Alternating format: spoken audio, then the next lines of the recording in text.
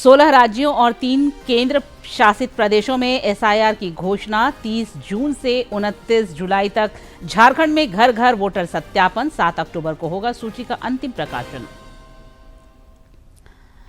मकान नियमितीकरण की दिशा में राज्य सरकार की बड़ी पहल। ऑनलाइन पोर्टल का रांची में शुभारंभ।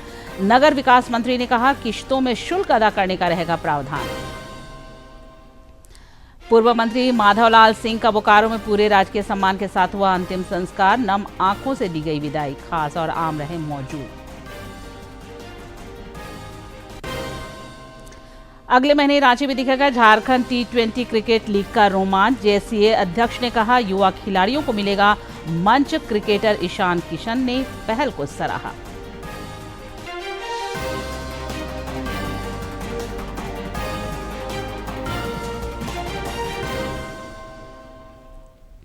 नमस्कार, खबरें झारखंड में आपका स्वागत है। मैं हूं निशा दीपिका सोरेन और अब समाचार विस्तार से। नई दिल्ली में आज से ब्रिक्स देशों के विदेश मंत्रियों की बैठक शुरू हुई है। इस 2 दिवसीय बैठक के इतर ब्राजील, रूस और ईरान समेत अन्य देशों के विदेश मंत्रियों ने प्रधानमंत्री नरेंद्र मोदी से आज मुलाकात की। वैश्विक ऊर्जा संकट की चुनौतियों के बीच इस मुलाकात को काफी अहम माना जा रहा है।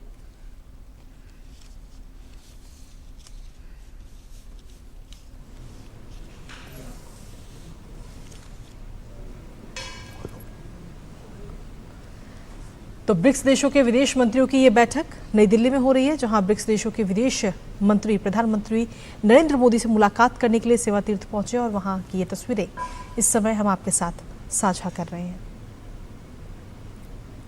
तो भारत की अध्यक्षता में ब्रिक्स 2026 2 दिवसीय ये सम्मेलन और ब्रिक्स देशों के जो विदेश मंत्री हैं वो प्रधानमंत्री नरेंद्र मोदी से मुलाकात करने के लिए सेवा तीर्थ पहुंचे हैं।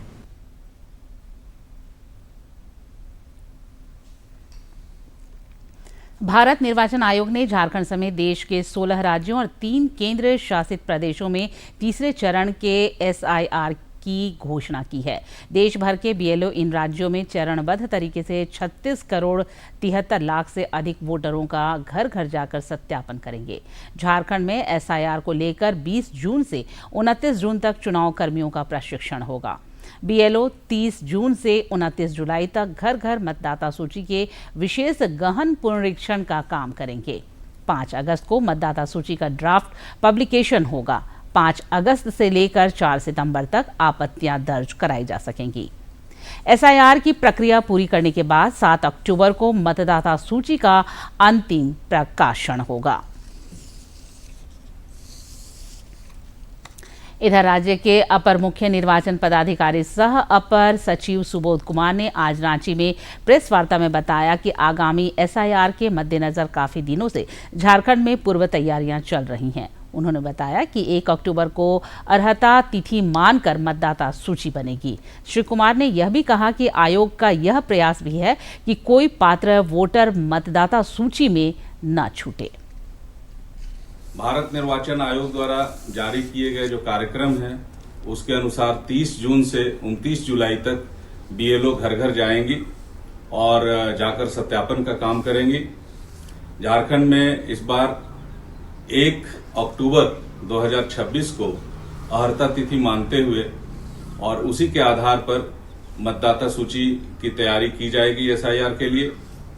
5 अगस्त को मतदाता सूची का प्रारूप प्रकाशन होगा और इसके बाद दावे आपत्तियों का निस्तारण करने के बाद 7 अक्टूबर 2026 को इसका अंतिम प्रकाशन किया जाएगा। आइए सभी मतदाताओं से अनुरोध है कि आप इसमें बढ़ चढ़ करके हिस्सा लें, अपनी भागीदारी निभाएं और हम सब मिलकर यह इंश्योर करें कि इस एसआईआर में कोई भी योग्य मतदाता सूची में शामिल होने से छूटे नहीं।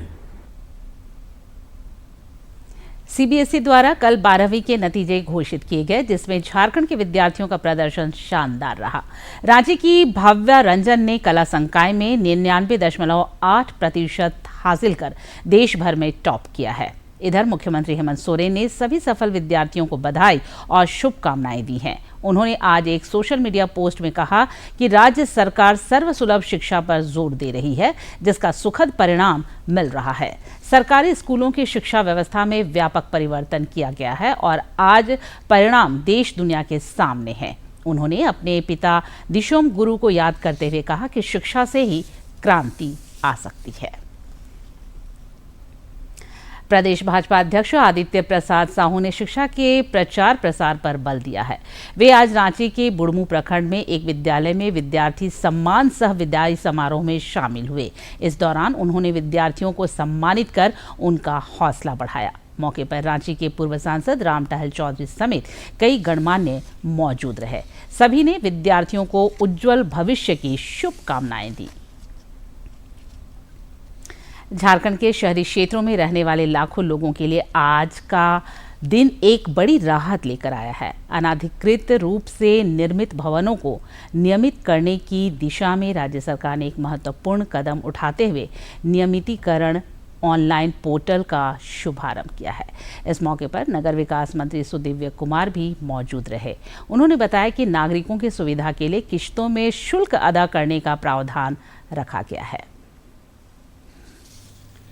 झारखंड में शहरी विकास और आम जनता की लंबे समय से चली आ रही मांग को पूरा करते हुए राज्य सरकार ने नियमितीकरण ऑनलाइन पोर्टल लॉन्च कर दिया है।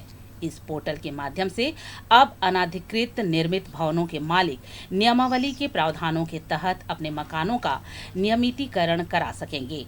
उद्घाटन समारोह में नगर विकास मंत्री सुदिव्य कुमार ने स्पष्ट किया कि इस योजना का लाभ राज्य भर के उन लगभग 7 लाख परिवारों को मिलेगा जिनके मकान वर्तमान में अनियमित श्रेणी में हैं।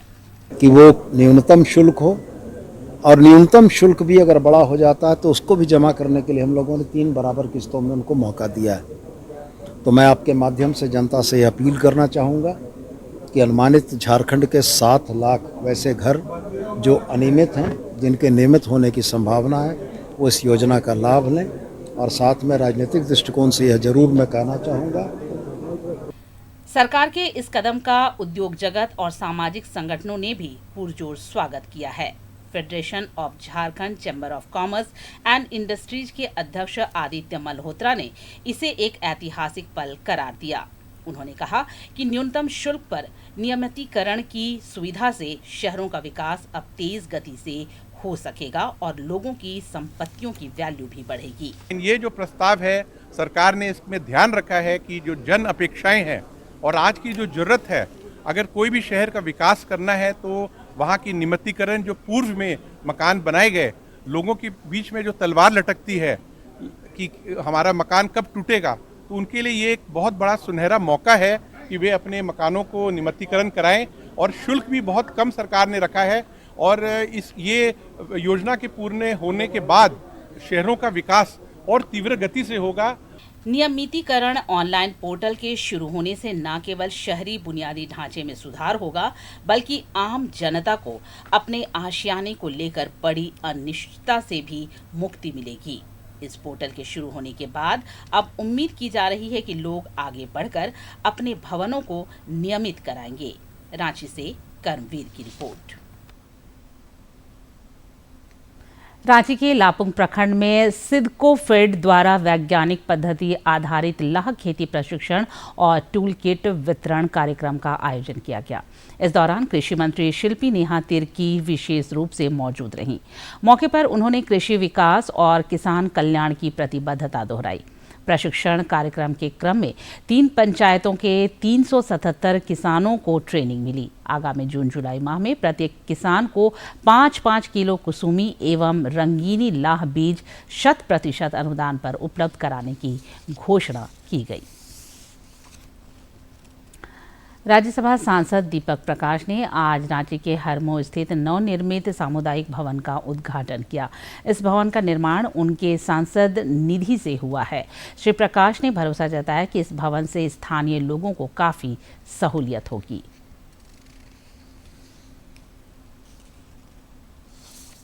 कम्युनिटी हॉल है, सामुदायिक भवन जनता के लिए है, जनता के ऐसे कई कार्यक्रम होते हैं, समाज के ऐसे कई कार्यक्रम होते हैं जहाँ पर भवन की आवश्यकता होती है और महंगे दर पर कॉमर्शियल रेट पर लोगों को मिलता है। लेकिन ये समाज के लिए, समाज के द्वारा बनाया गया है।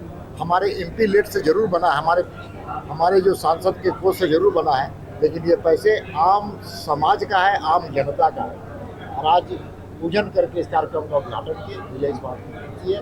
आज से ये जो भवन है समाज के लिए समर्पित है। एम्स देवघर, रांची, बोकारो और धनबाद को जोड़ने वाले मुख्य मार्ग पर स्थित रोहिणी नवाडीह रेलवे फाटक पर लगने वाले लंबे जाम से अब लोगों को निजात मिलने जा रही है। वर्षों से लोगों की परेशानी का कारण बना यह रेलवे फाटक अब इतिहास बनने वाला है, क्योंकि यहां बना रेलवे ओवरब्रिज पूरी तरह तैयार हो चुका है। 19 मई को इसका उद्घाटन किया जाएगा। देवघर का रोहिणी नावाडी रेलवे फाटक बंद होते ही वाहनों की लंबी कतारें लग जाती थीं। एम्स, रांची, बोकारो और धनबाद जाने वाले लोगों को काफी परेशानियों का सामना करना पड़ता था, लेकिन अब नावाडी रेलवे ओवरब्रिज का निर्माण कार्य पूरा हो चुका है और 19 मई को इसका उद्घाटन होगा। गोड्डा सांसद निशिकांत दुबे ने कहा कि ओवरब्रिज शुरू होने से लाखों लोगों को फायदा होगा। स्थानीय लोगों की माने तो ये ओवरब्रिज देवघर के लिए लाइफ लाइन साबित होगा। अब एम्स जाने वाले मरीजों और रांची की ओर सफर करने वाले लोगों को जाम एवं रेलवे फाटक पर इंतजार की परेशानी से राहत मिलेगी। सहूलियत होगा कि क्योंकि बीच में रेलवे का क्रॉसिंग था और देवीपुर एम्स जाने के लिए मरीजों को काफ़ी इंतजार करना पड़ता था, तब जब रेलवे फाटक बंद रहता था। नवाडी पुल बनने से काफ़ी सहूलियत होगी। बहुत लोग यहाँ से ड्यूटी करने के लिए गिरिडीह या उससे भी आगे जाते हैं, तो बहुत टाइम हम लोग का लॉस होता था। इसमें बहुत फायदा होगा और अब लोग बहुत जल्दी, जो 1 घंटा 1.5 घंटा हम लोग कहीं जाने में लगता था, हम लोग 1 घंटे के अंदर उस चीज़ को कवर अप कर सकते हैं। रोहिणी नावाडी रेलवे ओवरब्रिज का निर्माण पूरा होने के साथ ही देवघर को जाम और रेलवे फाटक की परेशानी से बड़ी राहत मिलने जा रही है। 19 मई को उद्घाटन के बाद ये ओवरब्रिज लाखों लोगों के सफर को आसान, तेज और सुरक्षित बनाएगा। देवघर से मनीष दुबे की रिपोर्ट। टेंडर कमीशन घोटाले में पिछले 2 वर्षों से जेल में बंद पूर्व मंत्री आलमगीर आलम सुप्रीम कोर्ट से जमानत मिलने के बाद आज रांची स्थित बिरसा मुंडा केंद्रीय कारागार से बाहर आए। जेल से बाहर आने पर समर्थकों ने उनका स्वागत किया। श्री आलम दुर्वा स्थित आवास पहुंचे, जहां प्रदेश कांग्रेस अध्यक्ष केशव महतो, कमलेश और मंत्री दीपिका पांडे सिंह समेत कई नेता और कार्यकर्ता मौजूद रहे। मौके पर श्री आलम ने न्यायालय के फैसले का स्वागत किया। हमने कहा कि सत्य का जय होती है और सत्य का जय होकर जाएगा। आज हम बेल पर आए, न्यायालय का भी हम शुक्रिया अदा करते हैं। उन्होंने हमारा ये दिक्कत बेल उन्होंने दिया है और आगे की जो प्रक्रिया है, मैं इस बात का ही कह सकते हैं कि आज क्या हम बनाए, लेकिन हमें जो विश्वास है जो सत्य का जीत होती है और होगी। इधर नेता प्रतिपक्ष बाबूलाल मरांडी ने आलमगीर आलम की जेल से रिहाई पर प्रतिक्रिया व्यक्त करते हुए कहा कि इसे बाइज्जत बरी होना समझने की भूल कोई ना करे। यह केवल उम्र और बीमारी के आधार पर कड़ी शर्तों के साथ मिली अंतरिम राहत है, अंतिम फैसला नहीं। श्री मरांडी ने इस बात पर हैरानी जताई कि पूर्व मंत्री के समर्थक जमानत पर ऐसे जश्न मना रहे हैं मानो कोई क्रांतिकारी आज़ादी की लड़ाई लड़कर लौटा हो। उन्होंने याद दिलाया कि जमानत मिल जाना निर्दोष होने का प्रमाण नहीं होता। कानून की प्रक्रिया अभी लंबी चलेगी। रामगढ़ जिले में आम जनता के मन से असामाजिक तत्वों का भय दूर करने और अपराधियों के हौसले पस्त करने के लिए जिला पुलिस ने एक नई और अनूठी मुहिम शुरू की है। भीषण गर्मी और चिलचिलाती धूप की परवाह किए बिना पुलिस अधीक्षक मुकेश लुनायत खुद सड़कों पर उतरे और सभी थाना प्रभारियों के साथ पैदल मार्च कर प्रहरी पहल का आगाज किया। अधीक्षक मुकेश लुनायत ने जिले में अपराध नियंत्रण और पुलिस की दृश्यता बढ़ाने के लिए प्रहरी पहल की शुरुआत की। इस अभियान के तहत एसपी ने खुद थाना प्रभारियों के साथ पैदल मार्च किया, जिसका मुख्य उद्देश्य आम जनमानस में सुरक्षा की भावना को सुदृढ़ करना और अपराधियों के मन में खौफ पैदा करना है। छेड़खानी पर रोकथाम, महिलाओं की सुरक्षा सुनिश्चित करने, सड़क पर अवैध पार्किंग को रोकने, साथ ही यातायात व्यवस्था को सुगम करने के साथ साथ जिलांतर्गत पुलिस की विजिबिलिटी को बढ़ाने और आमजन में पुलिस के प्रति विश्वास की भावना को और सुदृढ़ करने हेतु प्रहरी पहल की शुरुआत की गई है। प्रहरी पहल को 3 प्रमुख हिस्सों में बांटा गया है।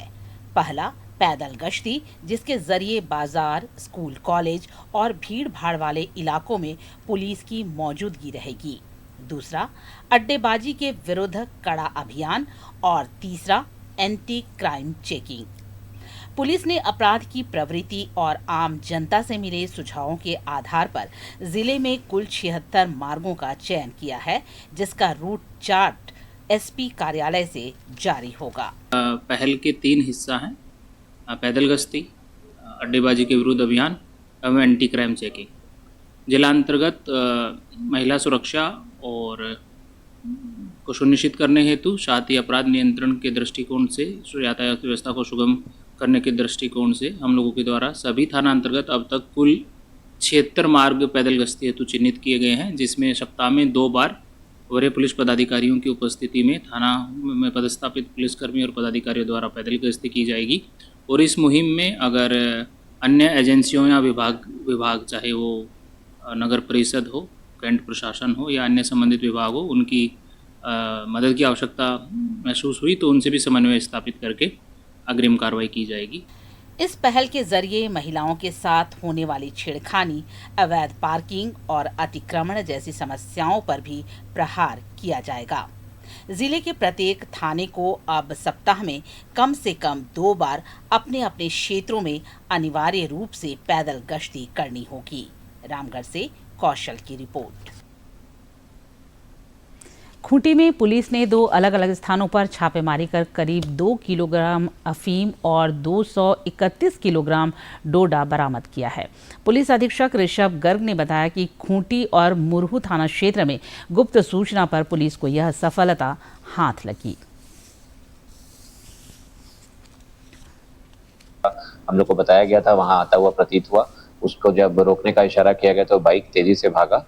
तो उसके पश्चात जब उसको रोका गया और उसमें से जो आदमी बैठा था वो अपना बैग, जिसको कंधे पर उसने लादा हुआ था, उससे पर छोड़ करके जंगल की तरफ भागा और उसको पकड़ने का प्रयास किया गया, परंतु उसमें सफलता नहीं मिली। पर उसके बैग जो उसने छोड़ा था, उसको जब तलाशी ली गई तो उसमें लगभग 2 किलो अफीम के जैसे दिखने वाला काले रंग का पदार्थ जो है हम लोगों को बरामद हुआ। उसको हम लोगों ने जब्ती किया है और उस व्यक्ति की जो बाइक उसने वहां छोड़ी थी उसको भी हम लोगों ने जब्त किया है। ये जो अफीम जैसा दिखने वाला पदार्थ हम लोगों ने पकड़ा है, इसकी अनुमानित मूल्य लगभग बाजार में 10 लाख रुपए के आसपास है।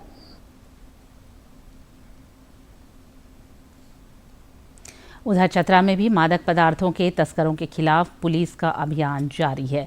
इटखोरी चतरा सड़क पर चेकिंग अभियान के दौरान पुलिस ने 2 किलोग्राम से अधिक अफीम जैसा अर्धगीला पदार्थ बरामद किया है। इस मामले में एक तस्कर गिरफ्तार किया गया है। पुलिस ने 4 पहिया वाहन और मोबाइल भी जब्त किया है। प्रधानमंत्री नरेंद्र मोदी के ऊर्जा संरक्षण समेत देश हित में किए गए 7 अपीलों को झारखंड के लोग आत्मसात करने लगे हैं। हजारीबाग के महापौर अरविंद राणा ने उदाहरण पेश करते हुए 4 पहिया वाहन छोड़कर मोटरसाइकिल से कार्यालय आना शुरू किया है। इतना ही नहीं, वे अपने बॉडीगार्ड को मोटरसाइकिल पर बिठाकर शहर में जारी विकास कार्यों का भी जायजा ले रहे हैं। अपनी लग्जरी गाड़ी गैराज में खड़ी कर दी है। अब वे अपने बॉडीगार्ड को पीछे बैठाकर मोटरसाइकिल से ही शहर का भ्रमण कर रहे हैं। महापौर का मानना है कि जब देश का मुखिया कोई आह्वान करता है तो हर नागरिक को अपनी जिम्मेदारी समझनी चाहिए। आदरणीय प्रधानमंत्री युग द्रष्टा हैं और जब से वो आए हैं देश कई नए कीर्तिमान को गढ़ा है। विश्व में हमारा डंका बजा है। अभी कई देशों में आप देखेंगे कि जब पेट्रोल महंगा हुआ, युद्ध शुरू हुआ, तो चीन, अमेरिका जैसे देशों में महंगाई बढ़ गई। हमारा पड़ोसी देश में महंगाई बढ़ गई, हमारे देश में पेट्रोल का दाम नहीं बढ़ा। परंतु आने वाले समय में यह संभव है कि अगर चीज़ें इस तरह ही रहे तो हमारा जो विदेशी मुद्रा भंडार है वो कम होगा। तो हम काल करे सो आज करे और आज करे सो अब। तो आदरणीय प्रधानमंत्री ने कहा है कि हम आज से ही अपने चीज़ों को बचाना शुरू करेंगे। प्रधानमंत्री के इस आह्वान का असर केवल जनप्रतिनिधियों तक सीमित नहीं है। हजारीबाग के व्यापारियों और आम नागरिकों ने भी इसका खुले दिल से स्वागत किया है। लोगों ने अब छोटी दूरियों के लिए अपनी निजी कारों के बजाय मोटरसाइकिल, साइकिल या स्थानीय प्राइवेट ट्रांसपोर्ट के उपयोग को प्राथमिकता देना शुरू कर दिया है। आदरणीय मोदी जी की जो बातें हैं उसका हम हार्दिक स्वागत करते हैं और विश्वास व्यक्त करते हैं कि मोदी जी ने जो आग्रह किया आम जनता से, जो अपील की है, वह निश्चित रूप से देश हित में है। हम उसका स्वागत करते हैं और हम भी उनका जो बात है उसको रखने का कार्य करेंगे। यशस्वी प्रधानमंत्री श्री नरेंद्र मोदी जी ने जो अभी अपील किया है कि गाड़ी की पेट्रोल की कम खपत करने की, इससे वो अच्छा किए हैं। पेट्रोल और डीजल की खपत कम कर रहे हैं, बाइक कम चला रहे हैं, जहाँ तक कि होता है अभी इलेक्ट्रिक बाइक की हम लोग ज़्यादातर यूज कर रहे हैं। हजारीबाग में दिख रहा ये बदलाव बताता है कि जब नेतृत्व मिसाल पेश करता है तो समाज उसे सहर्ष स्वीकार करता है। ईंधन बचाने की ये छोटी सी पहल आने वाले समय में आर्थिक और पर्यावरणीय दृष्टि से बड़े बदलाव का संकेत है। हजारीबाग से गौरव की रिपोर्ट। पश्चिम एशिया घटनाक्रम और ईंधन आपूर्ति को लेकर नई दिल्ली में अंतर मंत्रालयीय प्रेस वार्ता का आयोजन हुआ। इस दौरान पेट्रोलियम मंत्रालय की संयुक्त सचिव सुजाता शर्मा ने बताया कि देश भर में पेट्रोलियम पदार्थों और एलपीजी की सप्लाई निर्बाध रूप से हो रही है। पीएनजी के कनेक्शन भी लगातार दिए जा रहे हैं। उन्होंने बताया कि देश में ईंधन का पर्याप्त स्टॉक मौजूद है। पीएनजी कनेक्शंस के लिए रजिस्टर हुए हैं। पिछले 3 दिनों में लगभग 1,40,00,000 बुकिंग रिसीव हुई हैं और 99% of these bookings were online. इसके अलावा 1,39,00,000 डिलीवरीज भी हुई हैं और इनमें से 95% डिलीवरी DAC यानी डिलीवरी ऑथेंटिकेशन कोड के साथ की गई हैं। हमारे रिटेल आउटलेट, जैसा मैं आपको पहले बता चुकी हूँ, नॉर्मल ऑपरेट कर रहे हैं और रिटेल प्राइस पेट्रोल और डीजल का स्टेबल है और कोई उसमें बढ़ोतरी अभी तक नहीं की गई है। इसी तरह C3 C4 मॉलिक्यूल्स की सेल रिफाइनरीज से की जा रही है और 1 मई से लेकर अब तक लगभग 6,700 टन C3 C4 मॉलिक्यूल्स और 2,800 टन ब्यूटाइल एक्रिलेट की सेल विभिन्न रिफाइनरीज के द्वारा की गई है। बिहार के पर्यटन मंत्री केदार प्रसाद गुप्ता ने आज देवघर स्थित बाबा वैद्यनाथ मंदिर में सपरिवार पूजा अर्चना कर मंगल कामना की। एक सवाल के जवाब में श्री गुप्ता ने कहा कि श्रावणी मेले के दौरान श्रद्धालुओं के लिए इस बार और बेहतर सुविधाएं उपलब्ध कराई जाएंगी।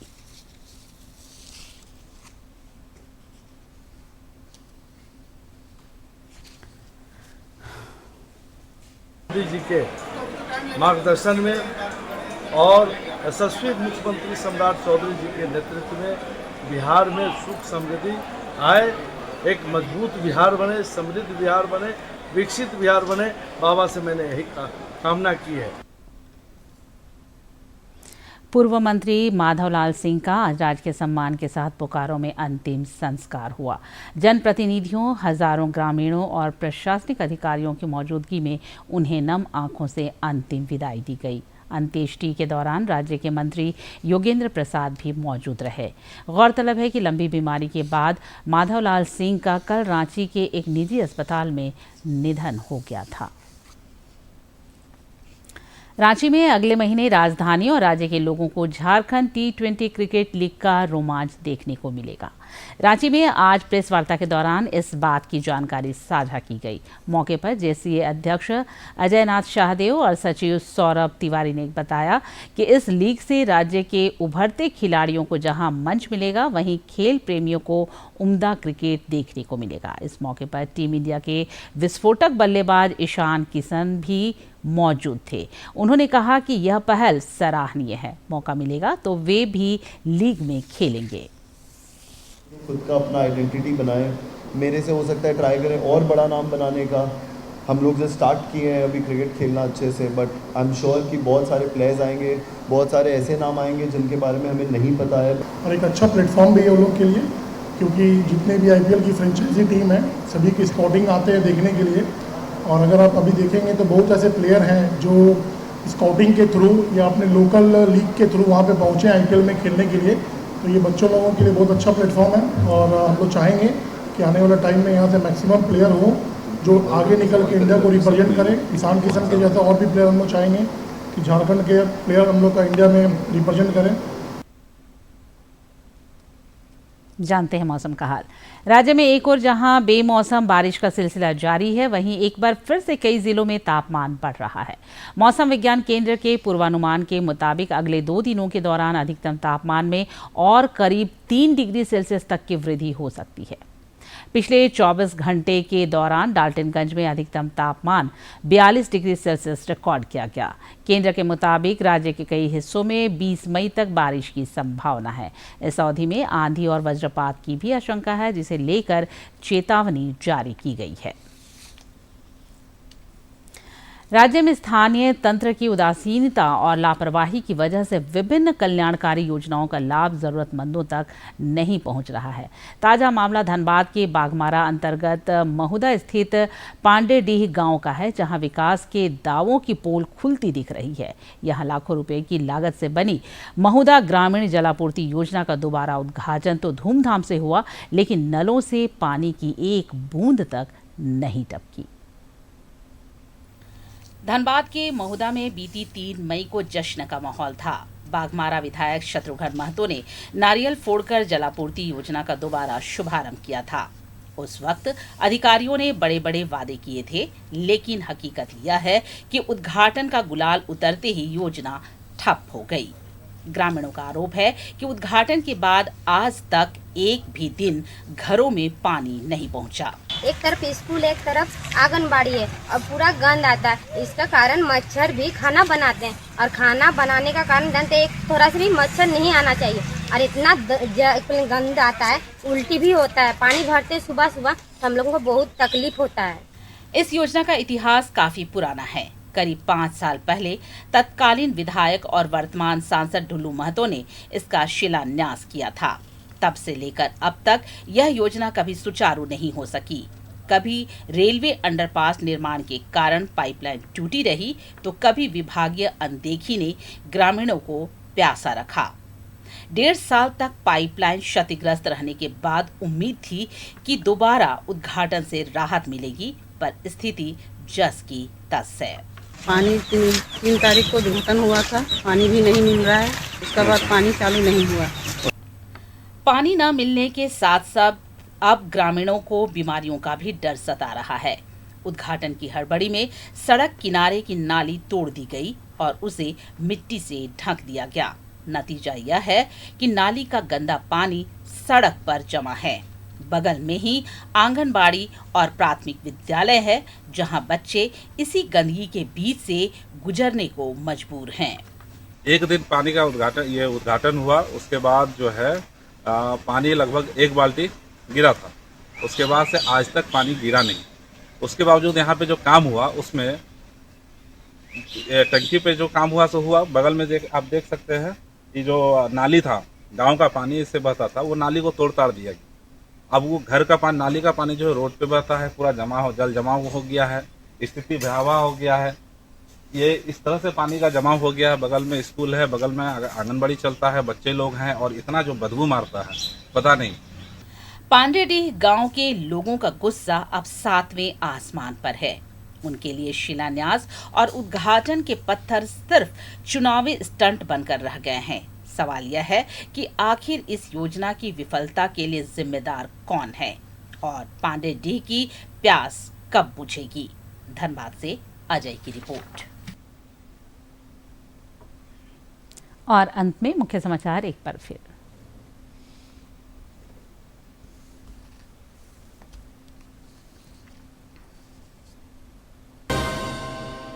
सोलह राज्यों और 3 केंद्र शासित प्रदेशों में SIR की घोषणा। 30 जून से 29 जुलाई तक झारखंड में घर घर वोटर सत्यापन। 7 अक्टूबर को होगा सूची का अंतिम प्रकाशन।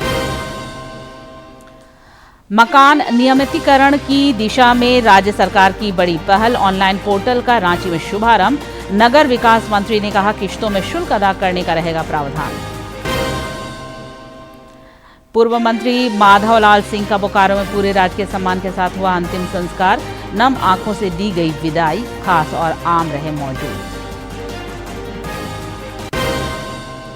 अगले महीने रांची में दिखेगा झारखंड T20 क्रिकेट लीग का रोमांच। JCA अध्यक्ष ने कहा युवा खिलाड़ियों को मिलेगा मंच। क्रिकेटर ईशान किशन ने पहल को सराहा।